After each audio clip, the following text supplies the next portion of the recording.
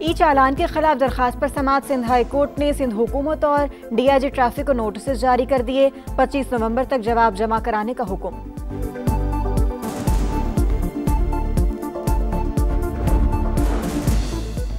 और समझानी जलसा के शेख वकास अकरम के वारंट गिरफ्तारी जारी। ATC रावलपिंडी का उमर अयूब और जरताज गुल के पासपोर्ट ब्लॉक करने का हुक्म। आइंदा समाअत पर रिपोर्ट मांग ली।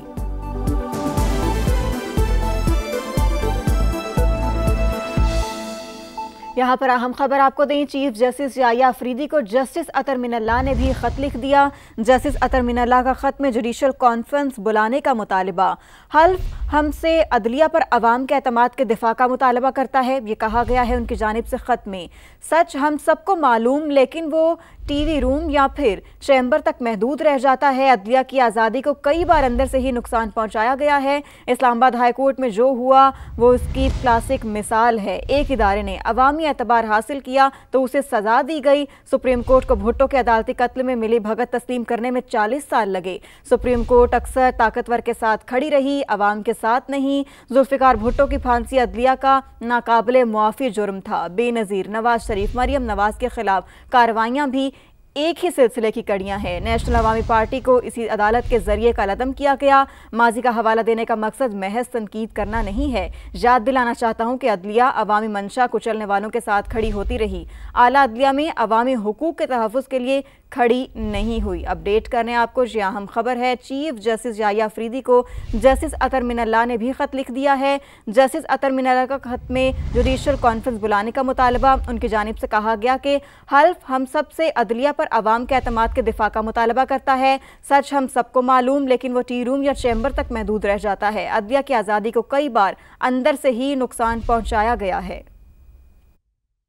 कि शिमाली वज़ीरिस्तान के वाना कैडेट कॉलेज में APS पेशावर की तर्ज पर हमला नाकाम बना दिया गया है। पाक फौज की बरवक्त कार्रवाई के नतीजे में अफगान तालिबान के ज़ेर असर भारतीय स्पॉन्सर्ड फितनतुल खवारिज के 2 दहशतगर्द मारे गए हैं।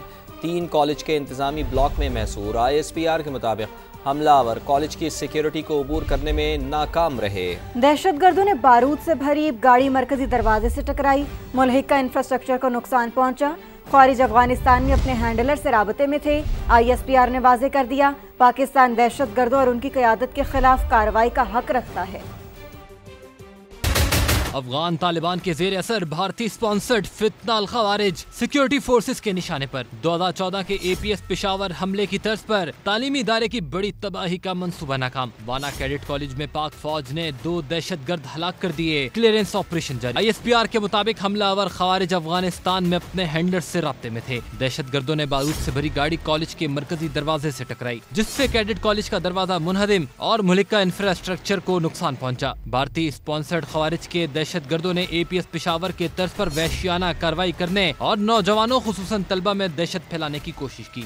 वाना में दहशतगर्द कार्रवाई अफगान तालिबान के दावों के मनाफी है कि इनके मुल्क में ये गिरोह मौजूद नहीं। ISPR ने वाजे किया है कि पाकिस्तान दहशतगर्दों और इनकी क़यादत के खिलाफ कार्रवाई का हक महफूज रखता है।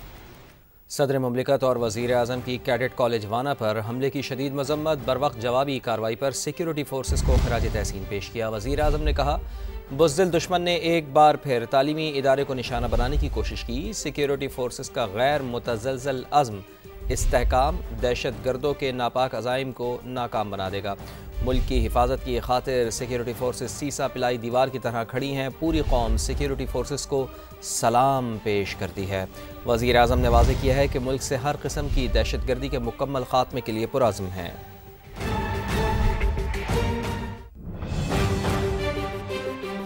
अफगानिस्तान से दहशतगर्द गिरोह बिला रोक टोक कार्रवाइयाँ कर रहे हैं। दहशतगर्दों को खित्ते के बड़े तखरीबी किरदार की मदद हासिल है। दहशतगर्दों के हाथों गैर कानूनी असलहे तक रसाई अमन के लिए ख़तरा है। ये तंजीमें असलहा पाकिस्तानी शहरियों और सिक्योरिटी इदारों के खिलाफ इस्तेमाल कर रही हैं। अक़वाम मुत्तहिदा की सिक्योरिटी काउंसिल में पाकिस्तानी मंदूब आसिम इफ्तिखार का हथियारों से मुताल्लिक़ इजलास से खिताब। कहा, पाकिस्तान को अफगानिस्तान में जदीद असलहे और गोला बारूद के ज़खायर की मौजूदगी पर तशवीश है। आलमी बिरादरी दहशतगर्दों को असलहे तक रसाई रोकने के लिए इक़दाम करे।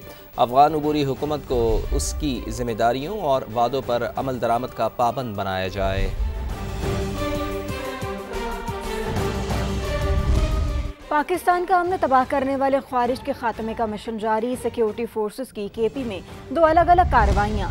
20 ख्वारिज को हलाक कर दिया गया। अब शमाली वज़ीरिस्तान के ज़िला शवाल में इंटेलिजेंस बेस्ड ऑपरेशन किया गया, जिसमें 8 भारतीय स्पॉन्सर्ड ख्वारिज मारे गए। ज़िला अब्दरा आदम खेल में भी खुफिया इत्तला पर ऑपरेशन के दौरान 12 अमन दुश्मनों को हलाक किया गया। तर्जुमान पाक फौज के मुताबिक फितनतुल ख्वारिज और फितनतुल हिंदुस्तान के खिलाफ कार्रवाइयाँ पूरी रफ्तार से जारी रहेंगी।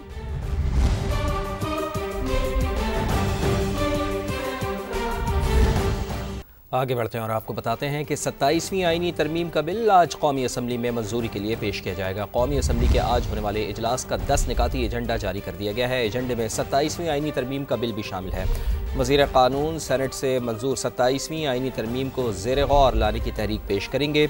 वज़ीर कानून 27वीं आईनी तरमीम को फौरी मंजूर करने की तहरीक भी पेश करेंगे।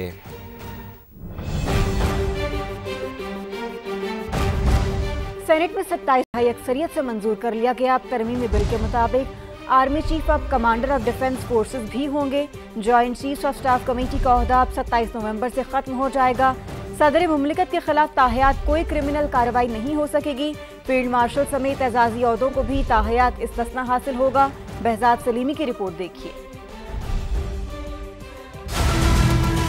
27th अमेंडमेंट मुल्क के सबसे बड़े ऐवान में 27वीं आईनी तरमीम 2/3 अक्सरियत से मंजूर। आईनी, अदालती और अस्करी ढांचे में बड़े पैमाने पर तब्दीलियों की राह हमवार। पहली शिक में 27वीं तरमीम का उन्वान और फौरी नाफिजुल अमल होना शामिल। चेयरमैन सेनेट यूसुफ रजा गिलानी की जेर सदारत इजलास में 27वीं तरमीम के हक में 64 वोट आए। अपोजिशन के 2 अरकान JUI के सेनेटर अहमद खान और PTI के सैफुल्लाह अबड़ो ने भी हिमायत की। 64 members have voted in favor of clause 7. The motion is carried by the votes of not less than 2/3 of the total membership of the House. Article 2 में बड़ी तब्दीली। आर्मी चीफ को कमांडर ऑफ डिफेंस फोर्सेस का ओहदा भी दे दिया गया। Joint chiefs of staff committee का ओहदा 27 नवंबर 2025 से खत्म हो जाएगा। Field marshal, marshal of air force और एडमिरल ऑफ फ्लीट के रैंक पर ताहयात, यूनिफॉर्म और मरात मिल सकेंगी। आर्टिकल 243(9) के तहत field marshal, marshal of air force और एडमिरल ऑफ फ्लीट को फौजदारी मुकदमात से इस्तिस्ना हासिल होगा, जो आर्टिकल 248 के तहत सदर मुमलिकत को दिया गया है।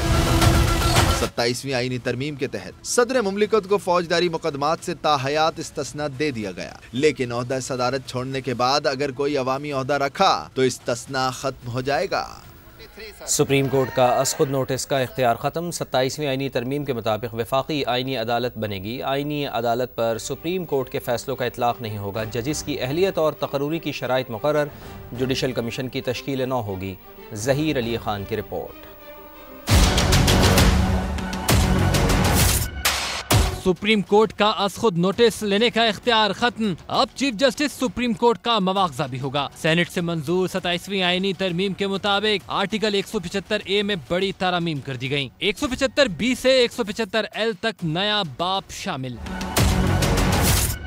आर्टिकल 175B के तहत विफाकी आईनी अदालत बनेगी। आर्टिकल 17, 42, 63A, 68, 78, 81, 100 और 165A समेत अहम आर्टिकल्स में लफ्ज सुप्रीम की जगह विफाकी आईनी अदालत शामिल। आईनी अदालत के जज की उम्र की हद 68 साल मुकर्रर कर दी गई। विफाकी आईनी अदालत का जज सुप्रीम कोर्ट का जज होगा या हाई कोर्ट में 5 साल का तजर्बा रखता होगा, या फिर 20 साल का तजर्बा रखने वाला सुप्रीम कोर्ट का वकील आईनी अदालत का जज बन सकेगा। आईनी अदालत के पहले चीफ जस्टिस का तकर्रुर सदर मुमलिकत वजीर आजम की एडवाइस पर करेंगे। आईनी अदालत के पहले जजेस की तकर्रुरी भी वजीर आजम की सिफारिश पर सदर करेंगे, लेकिन जजेस तकर्रुरी के मामले में आईनी अदालत के सरबरा की मुशावरत भी शामिल होगी। अब विफाकी आईनी अदालत का फैसला सुप्रीम कोर्ट समेत तमाम अदालतों पर नाफिज होगा, जबकि सुप्रीम कोर्ट के फैसले का इतलाक आईनी अदालत पर नहीं होगा। सदर के इख्तियारात भी महदूद। जजेस तबादले सिर्फ जुडिशल कमीशन की सिफारिश पर होंगे। किसी चीफ जस्टिस का ट्रांसफर नहीं होगा, न ही किसी हाई कोर्ट में किसी ऐसे जज का तबादला किया जाएगा जो इस हाई कोर्ट के चीफ जस्टिस से सीनियर हो। तबादले से इनकार पर जज के खिलाफ सुप्रीम जुडिशल काउंसिल में रेफरेंस दायर होगा। सुप्रीम जुडिशल काउंसिल का ढांचा भी तब्दील कर दिया गया। अब चीफ जस्टिस आईनी अदालत, चीफ जस्टिस सुप्रीम कोर्ट और दोनों अदालतों का एक सीनियर जज काउंसिल के रुकन होंगे। दोनों अदालतों के किसी एक जज को दोनों चीफ जस्टिस साहिबान की मुशावरत से 2 साल के लिए इसका रुकन मुकर्रर किया जाएगा। हाई कोर्ट के 2 सबसे सीनियर जज भी रुकन होंगे। जजों की तकर्री के लिए सुप्रीम जुडिशियल कमीशन में जजेस की तादाद 5 ही रहेगी। लेकिन अब इसके अरकान में आईनी अदालत और सुप्रीम कोर्ट के चीफ जस्टिस साहिबान, दोनों अदालतों का एक एक सीनियर जज, दोनों चीफ जस्टिस के इत्तेफाक राय से सुप्रीम कोर्ट का कोई एक जज जिसकी तकर्री 2 साल के लिए होगी शामिल होंगे। बाकी अरकान में अटॉर्नी जनरल, विफाकी वजीर कानून, सेनेट और कौमी असेंबली से 2-2 अरकान शामिल होंगे। स्पीकर के नामजद करदा गैर मुंतखब रुकन के तौर पर अब खवातीन और अकलियतों के अलावा टेक्नोक्रेट भी रुकनियत का अहल होगा। आईनी अदालत या सुप्रीम कोर्ट के चीफ जस्टिस साहिबान में से सीनियर जज कमीशन का सरबराह होगा।